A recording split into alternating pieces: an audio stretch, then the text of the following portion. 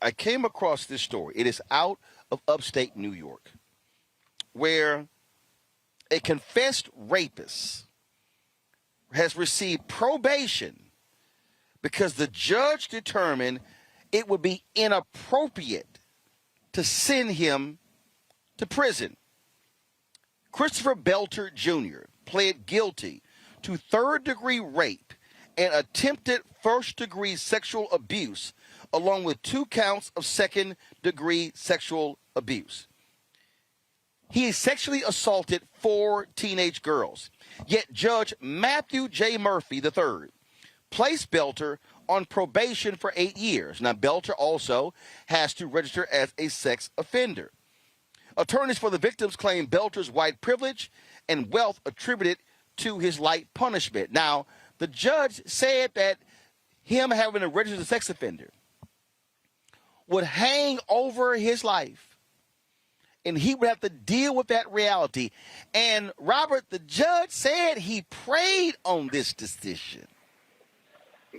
This story is so crazy. Hold up. I got to further unpack it. The story is so crazy because they had these parties at his home. His parents were participant, supplying the girls with alcohol and marijuana. They also go on trial, and they said that this home was like the party house. He raped one girl, and she said she looked at the leaves to take her mind off of it. So this wasn't like a guy who fondled a girl's breast. That is still grossly inappropriate. No, he raped, sexually assaulted 4 girls, and the judge said, "Now, you shouldn't go to jail." I think people forget just the sheer power that state and superior court judges have in this country. And my new push is to get more black lawyers to run for judge. It's a thankless job. You spend a lot of time calling the calendar most days, usually not exciting, but we're going to have to get on these benches across the country. We got to start running for judge. We have to start running for DA. We have to start running for Solicitor General, because the only way that we make changes in the system is to become the system itself. And so I think that's going to have to be the push going forward, because the amount of leeway that many times judges have in deciding cases and deciding sentencing, even when there's an agreement between the defense counsel and the prosecution, the judge always has the option to divert from that agreement and issue whatever verdict or whatever sentence they feel, and you can either take it or leave it. So it's very important for us to really get into the arena and become those judges, become those prosecutors up and down the line across the country, because we're going to continue to see these misuses of justice as long as we're on the outside looking in. This is, I remember the case, Monique, out of California, where it was a Stanford student who sexually assaulted a young lady, and the judge did not send him to jail. This is even more egregious. This were 4 underage girls who he raped, and the judge goes, yeah, it'd be inappropriate for him to go to jail.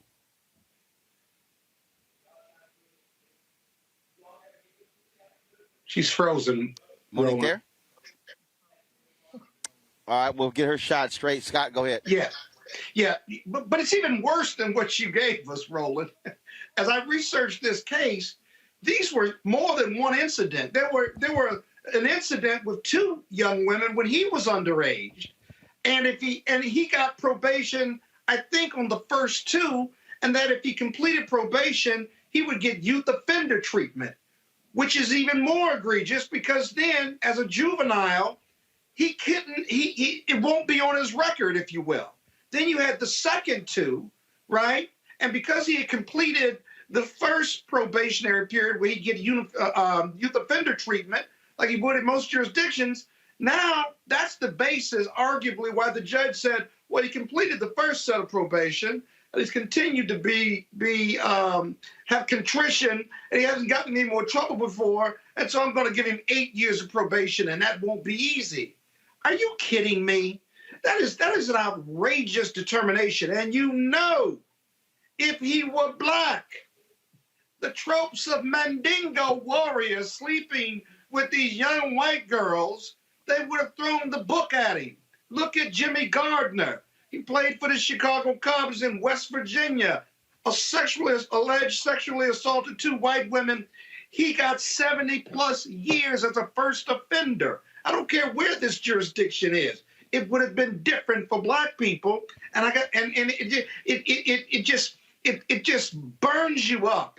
It's offensive, actually, to our criminal justice system. And there's no way for it to appeal the sentencing, if you will, by the government. And so I think my colleague is right about getting more black judges. But how about this? How about just better judges, period, right? Who have a sense of justice and fairness and equality.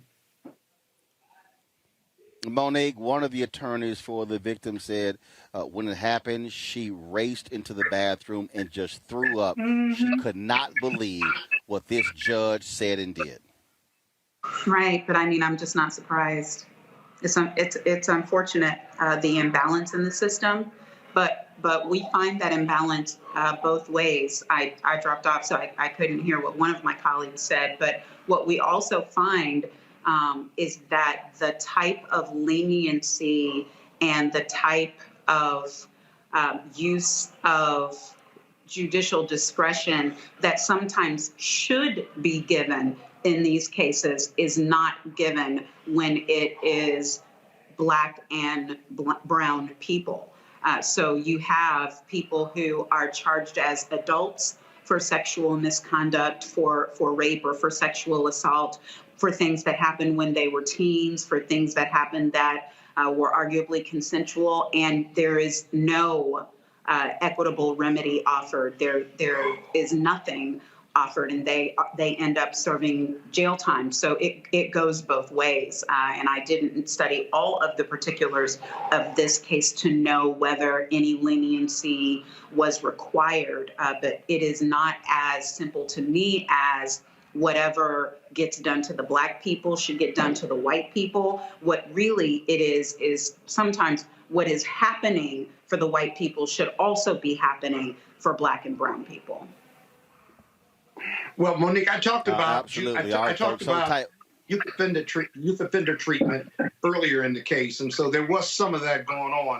But it's still an outrageous decision. These 4 young white women, they could be white, red, white, blue, or yellow. They were raped, which is a crime of power and punishment and violence. There's no way you can escape punishment when you do that to a male or female, black, white, yellow, or brown. You got to suffer. And you can rehab all you want, but you can't engage in that deviant behavior and escape jail. Are you kidding me?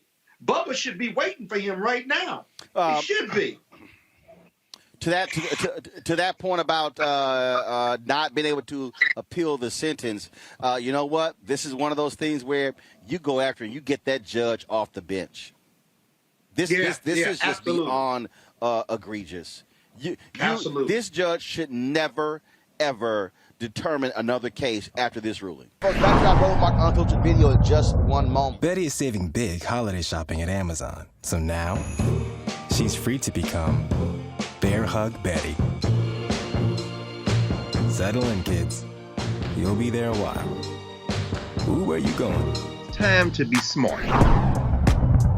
Roland Martin's doing this every day. Oh, no punches! Thank you, Roland Martin, for always giving voice to the issues. Look for Roland Martin in the whirlwind, to quote Marcus Garvey again. The video looks phenomenal, so I'm really excited to see it on my big screen. Support this man, Black Media. He makes sure that our stories are told. See, there's a difference between Black Star Network and Black-owned media and something like CNN. I got to defer to the brilliance of Dr. Carr and to the brilliance of the Black Star Network. I am rolling with Roland all the way. Honored to be on a show that you own. A black man owns the show. Folks, Black Star Network is here. I'm real revolutionary right now.